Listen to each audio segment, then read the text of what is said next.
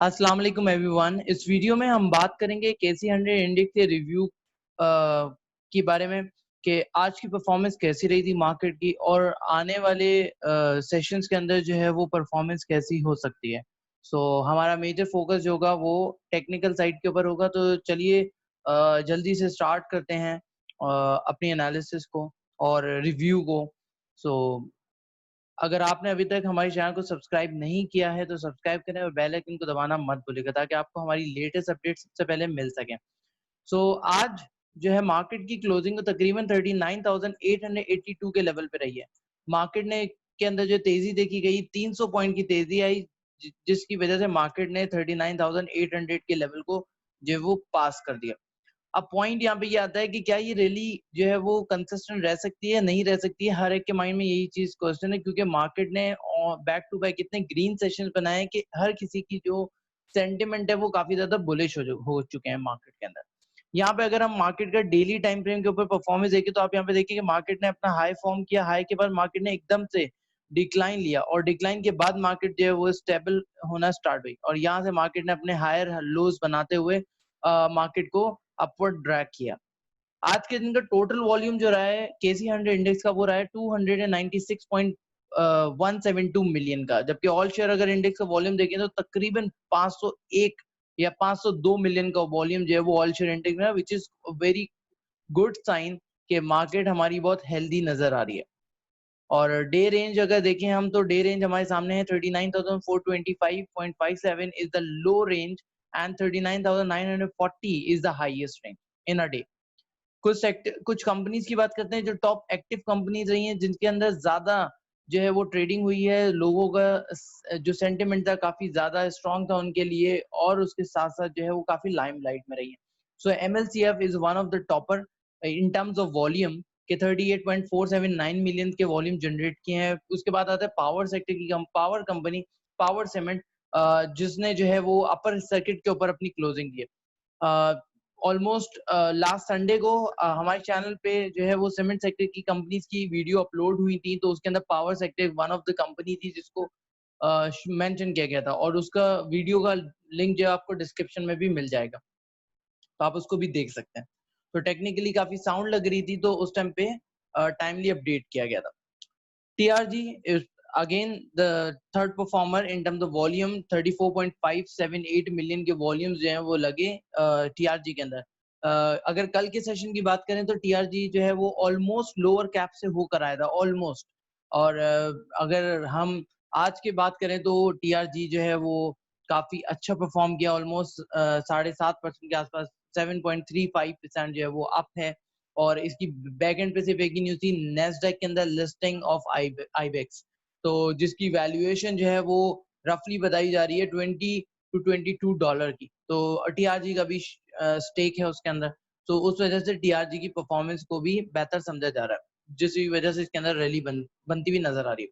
FFL has cold, डीजीकेसी, पेल, ये सारी वो कंपनीज हैं जिनके अंदर जो है हमने आज वॉल्यूमेट्रिक ग्रोथ देखी है।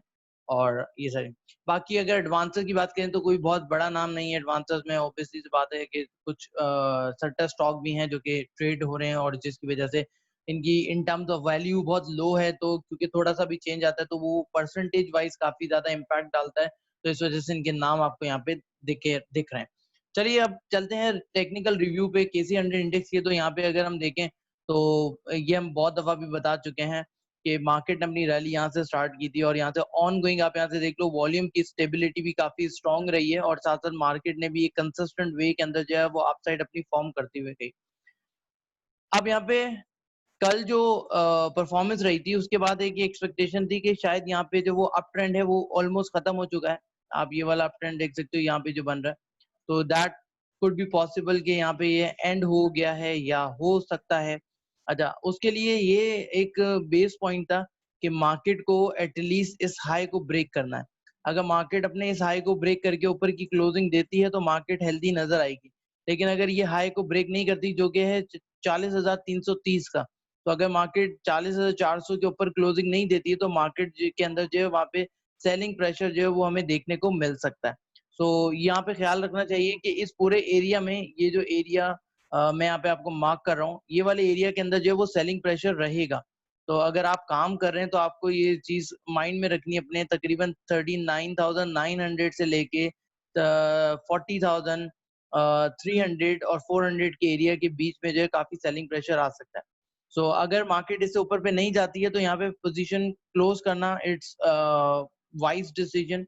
लेकिन अगर मार्केट इससे ऊपर निकलती है तो फिर थोड़ा वेट करना चाहिए और फिर देखना चाहिए कि मार्केट कहाँ पे सस्टेन करती है। या अगर मार्केट इस रेंज में कंसोलिडेट कर लेती है तो बहुत ही ज़्यादा बेस्ट सीन हो सकता है अगर मार्केट जैसे इस रेंज के अंदर जो है वो कंसोलिडेशन फेज़ में आ जाए, जो 39,200 का एरिया है। तो अगर मार्केट इस फेज़ में कंसोलिडेशन में आती है थोड़े तो ये तो आप समझिए कि फिर आप मार्केट जो है तकरीबन 40 टू 43 के लेवल तक भी जा सकती है बिकॉज़ कि मार्केट यहाँ पे अपनी जो वो लॉन्ग अवेटेड करेक्शन है उस फेज़ को कंप्लीट कर लेगी, अगर इस एरिया में कंसोलिडेट होती है मार्केट तो। अदरवाइज़ 39,200 के बाद हमें ज़्यादा selling pressure, aggressive selling pressure देखने को मिलेगा जो कि मार्केट को फर्दर ड्रैग कर सकता है तकरीबन 38,400 और 500 के आसपास। तो ये चीज़ आपको अपने माइंड में रखनी है जब भी ट्रेडिंग अपनी कर रहे होंगे। ये है डेली टाइम फ्रेम के ऊपर। वॉल्यूम की बात करें तो वॉल्यूम काफ़ी स्टेबल नज़र आ रहे हैं। जैसे कि आप यहाँ पे देख सकते हो क्लियरली कि वॉल्यूम्स की जो ग्रोथ है वो काफ़ी अच्छी रही है और इस पूरे एरिया में तो वॉल्यूम्स काफ़ी ज़्यादा स्टेबल ही नज़र आए हमें। तो हम यहाँ पे क्लियरली देख सकते हैं कि मतलब वॉल्यूमेट्रिक कोई ऐसा इश्यू नहीं है, प्राइस एक्शन वॉल्यूम काफ़ी स्ट्रांगली जो है वो बिहेव कर रहा है। यहाँ पे जो है वो मैं एक बेसिक इंडिकेटर जिसको हम आरएसआई कहते हैं, तो आरएसआई को ऐड ऑन करूँगा और उसकी बेसिस पे हम देख लेंगे कि आरएसआई क्या कहता है। तो आरएसआई जो है वो करंटली ओवर बॉट है और यहाँ से टेक्निकली अगर बात करें और इस इंडिकेटर की इंटरप्रिटेशन की बात करें तो ये क्लियरली इंडिकेट कर रहा है कि मार्केट जो है वो कभी भी अपनी लॉन्ग ड्यू जो लॉन्ग अवेटेड करेक्शन जो है वो ले सकती है। अब यहाँ पे पॉइंट आता है कि नेगेटिविटी क्या है जो कि हमें सोचनी चाहिए। वो सिर्फ इतनी सी है कि मार्केट के अंदर बहुत ज़्यादा अग्रेशन भरा हुआ है।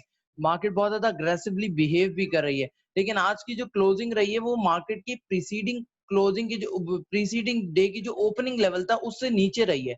मार्केट ने अपने जो जो प्रीसीडिंग सेशन था उसकी ओपनिंग को भी ब्रेक नहीं किया। जैसे हम यहाँ पे देखें तो यहाँ पे हमारे पास इस चार्ट के अकॉर्डिंगली 39,958 की ओपनिंग रही थी मार्केट की, ठीक है? और आज का जो हाई है वो है 39,948। इसका मतलब ये जो हाई बनाया है ये हाई भी लास्ट डे की ओपनिंग से नीचे पे रहा है। तो ये एक पॉइंट है कि इसको तोड़ के अगर इतना ज़्यादा अग्रेशन है मार्केट ने कमबैक किया है तो इसको तोड़ के ऊपर निकलना चाहिए था। तो इसके लिए अभी शॉर्ट पोजीशन यहाँ पे क्रिएट करना थोड़ा-सा कह लें टू अर्ली टू एक्शन होगा, मतलब कि आपने जल्दी एक्शन ले लिया। इसके लिए आपको एक एक और दिन कैन वेट करना पड़ेगा। अगर जो मा ये इससे नीचे पे रहती है कल मार्केट, ये एरिया से और इससे नीचे पे क्लोजिंग भी देती है, जैसे कि ये वाला एरिया मैं मार्क कर रहा हूँ। अगर इससे नीचे पे रहती है मार्केट जो कि 39,950 और 60 का एरिया है, इससे नीचे रहती है और इससे नीचे पे क्लोजिंग देती है। क्लोजिंग अगर इससे नीचे पे आ गई, तो फिर यहाँ पे एक अर्ली कंफर्मेशन मिल जाएगी कि मार्केट जो है वो अपने करेक्शन फेज के अंदर आ चुकी है, तो मार्केट थोड़ा और जो है वो डिक्लाइन करेगी। सो उस टाइम पे आप अपनी शॉर्ट बिल्ड कर सकते हैं, अदरवाइज आप शॉर्ट नहीं लेंगे बल्कि बाय ऑन डिप जो है वो कंटिन्यू रखेंगे और मार्केट के साथ और जो ट्रेंड है ट्रेंड के साथ आप अ, अपना काम करेंगे because trend is our friend. तो टेक्निकली ये चीज़ बोली जाती है कि ट्रेंड इज़ आवर फ्रेंड, तो ये दैट्स कंप्लीटली ट्रू कि आप जो लोग ट्रेंड को फॉलो करते हैं बिकॉज़ ट्रेंड लाइन जो है वो आपको ये इंडिकेट कर रही है कि मार्केट जो है वो अभी अप ट्रेंड मोड के ऊपर है। तो अगर हम यहाँ पे देखें तो आप क्लियरली आइडिया लगा सकते हो कि मार्केट जो है वो एक स्टीपली अप ट्रेंड के अंदर है और अगर नीचे आती भी हो तो 39,000 इज द एरिया जहाँ पे मार्केट जो है वो इमीडिएट सपोर्ट जो है ले सकती है। अगर इसको तोड़ती है मार्केट तो फिर और ज्यादा अग्रेसिव सेलिंग प्रेशर आएगा, जिसको हम पैनिक सेलिंग भी कहते हैं। तो उस टाइम पे मार्केट थोड़ा और नीचे ड्रैग हो सकती है। ये कंप्लीटली डेली टाइम फ्रेम पे है। इसको थोड़ा-सा शिफ्ट करते हैं आर्ली टाइम फ्रेम पे, शॉर्ट टाइम फ्रेम के ऊपर तो हमें एक बेटर आइडिया मिल सकता है। तो यहाँ पे अगर हम बात करें, तो यहाँ से एक ट्रेंड लाइन मैं अगर ड्रॉ करने की कोशिश करूँ एंड देन सी कि क्या होता है, तो ये एक लेवल बन रहा है, अगर मैं बात करूँ और दूसरा जो पर्टिकुलर एरिया बन रहा है वो ये वाला एरिया बन रहा है मार्केट का। So this is in my expectation कि ये 2 एरियाज बन रहे हैं। अब मार्केट को देखा जाए तो मार्केट ने इस पूरे एरिया में जो है काफी ज्यादा कंसोलिडेशन भी की थी और ये इतनी ज्यादा वॉलीटिलिटी नहीं रही थी मार्केट की। दूसरी चीज ये मार्केट ने अपना ये टॉप बनाया है, ये टॉप को मार्केट को तोड़ के ऊपर निकालना बहुत ज्यादा इंपॉर्टेंट है। अब आप ये देखें कि ये जो रेजिस्टेंस लाइन है मार्केट यहाँ पे आके वो जो अप ट्रेंड है वो ग्रेजुअली लूज हो रहा है, उसका मोमेंटम लूज हो रहा है। तो जब ये अप ट्रेंड का मोमेंटम लूज हो रहा है तो दिस इज इंडिकेटिंग कि यहाँ से मार्केट जो डिक्लाइन ले सकती है। सो इन्हीं और यहाँ पे एक गैप भी ओपन है, अगर आप देख सकते हो 39,003। ये इंटरडे टाइम फ्रेम के ऊपर है कि मार्केट इनर डे किस तरह से बिहेव कर सकती है। अल्टीमेटली जो सपोर्ट एरिया है वो 39,000 का है मार्केट का, कि मार्केट जो है वो 39,000 के ऊपर जो है वो सपोर्ट लेगी। Obviously this is the gap between these two support line is around 800 points.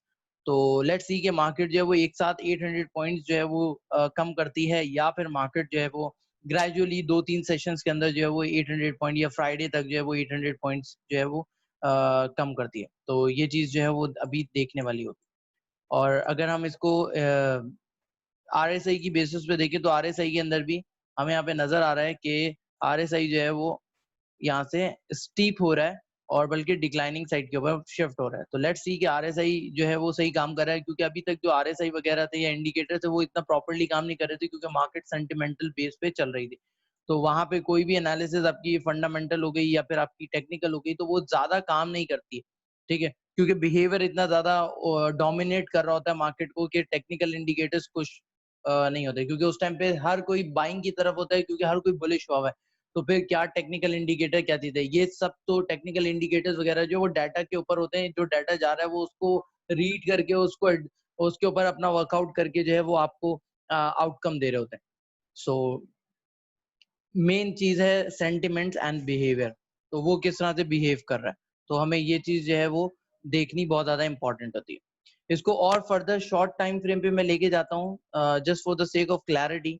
तो यहाँ पे आप देख सकते हो 30 मिनट्स के चार्ट पे भी, कि 30 मिनट्स के चार्ट के अंदर भी यहाँ पे आके मार्केट ने जो है वो अपना अपवर्ड मोमेंटम जो है वो लूज करना स्टार्ट किया है और इससे नीचे पे क्लोजिंग दी, इसके हाई को ब्रेक नहीं किया। अब 30 मिनट्स के अंदर इसके हाई को 39,940 को जो है ब्रेक करना मार्केट के लिए बहुत इंपॉर्टेंट है, कि मार्केट अगर इस लेवल को ब्रेक करती है तो फिर जो नेक्स्ट इमीडिएट मार्केट के लिए रेजिस्टेंस एरिया होगा वो तकरीबन ये वाला एरिया कहलाएगा, जो इमीडिएट लेवल होगा यहाँ पे मार्केट जो है वो सेलिंग प्रेशर ऑफ जो है वो एक्सपेक्ट कर सकती है। तो this is the area of 39,990 somewhere.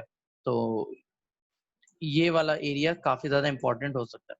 So guys, I hope you like this video. अगर आपको पसंद आई हो तो काइंडली इस चैनल को सब्सक्राइब करें और जो है बेल आइकन को दबाना मत भूलिएगा, ताकि आप हमारी लेटेस्ट अपडेट जो है वो सबसे पहले देख सकें। और कमेंट करके अपना फीडबैक जरूर दीजिएगा। Thank you so much for watching this video.